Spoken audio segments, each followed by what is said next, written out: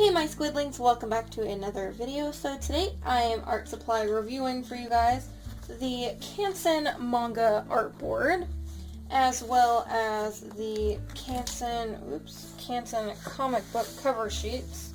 You can see that underneath it. So the Manga Art Board is 10 inches by 14.25 inches, which is 25.4 centimeters by 36.2 centimeters. It is 150 pounds, which is 250 GSM. According to this, it is heavyweight paper for pencil, ink, and marker, smooth surface, erases cleanly, no bleeding or feathering, industry standard sheets with non-repro blue grid lines. And if you don't know what that means, it means whenever you scan it, it's not going to show up. So definitely something that is really handy to have, especially if you're making manga. The comic book cover sheets are larger. They are 11 by 17, which is 27.9 by 43 centimeters.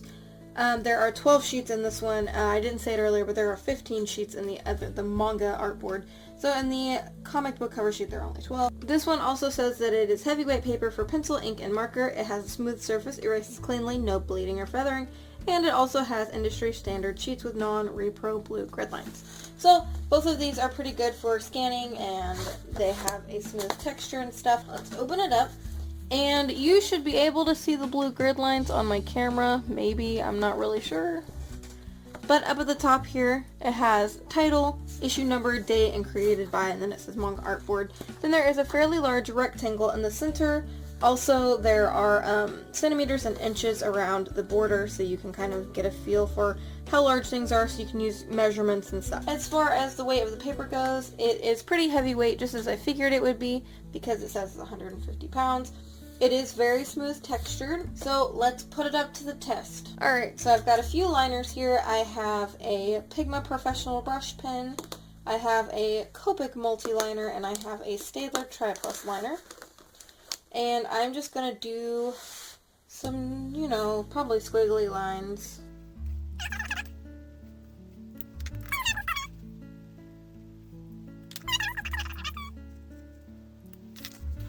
And as you can see here, these lines are super crisp. There is no feathering at all. It looks really, really nice.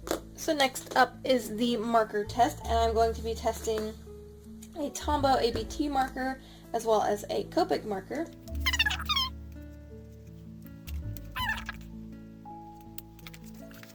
These look really nice. Now I'm going to try blending these on this paper.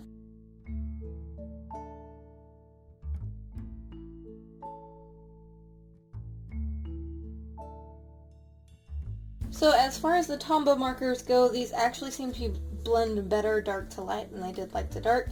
But they do have a really nice blend on here. It doesn't say whether or not this is possible, but I am going to try to watercolor a little bit on here and see what happens.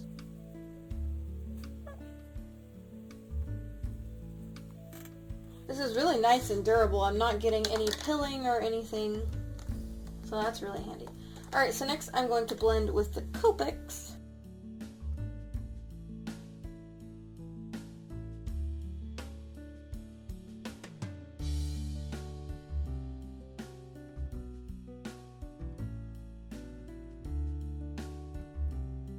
Alright, and the Copics blend very nicely on here too. It is going to be of note that I didn't try super hard to get these to blend, so if you try harder, I assume you could probably get these blending better. Alright, next I'm going to try a couple of different pencils. I have just a plain old HB pencil, and then I have a Blackwing Palomino pencil, which is a little bit darker. So I'm going to kind of go from light to dark. Then I'm going to try erasing them. Alright, as you can see, they are actually erased pretty nicely. The lighter you draw, the obvious more erasableness you're going to get. And the harder you push, it's, not going to erase as much because you've kind of put an indentation in the paper. I will recommend that anytime you sketch the light hand because you don't want to dent your paper. Now I'm going to flip it over and see if there was any bleeding on the back. Alright, so as you can see right here, there was a little bleeding with the Copic, and this is where I tried a little bit harder to get a blend, but here it wasn't as bad, and then obviously the Tombow markers did not, they didn't bleed through. Another thing to note is the Tombow markers, since they are water-based, I was surprised very pleasantly that they don't like rip the paper up. That is definitely a problem with Tombow markers and paper. So this works really, really nicely. Another liner I want to try that I forgot to try is the Pigma Micron Pen. I'll just squeeze it over here with a Copics. And once again, it is extremely clear, crisp line. I do love how crisp the lines are on this paper. There's no problems. And I find it's really, really nice paper to have. And since you probably don't plan on using the back of it, it's really good for even Copics. I really would recommend this to anyone. I'm not going to do an illustration just because I feel like this showed you enough that you really kind of could get an idea from that via this.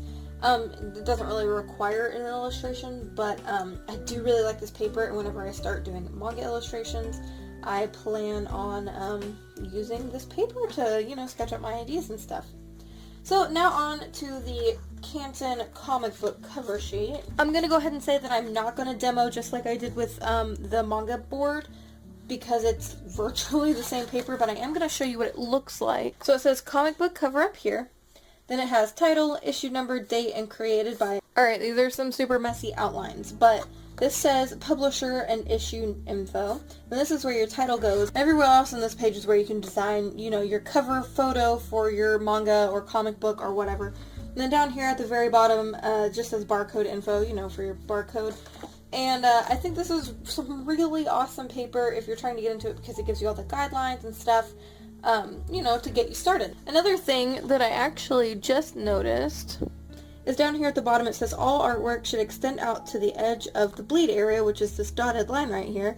You know, just to make sure that you get everything you want on your cover, and it actually goes all around the paper, and I think that's really cool. Definitely handy. Alrighty guys, this was a pretty short review, I know, and I didn't do an illustration, I apologize, but I do hope you liked this video. If you did, please hit that thumbs up button. Also, if you want to see me review something, leave it down in the comments below, maybe something I've put in an art haul or anything, just let me know and I'll review it. You can follow me on DeviantArt, PageWorld, Twitter, and Instagram. All of my links are down in the description below, and don't forget to join our cute little squid army, and until next time guys, toodaloo!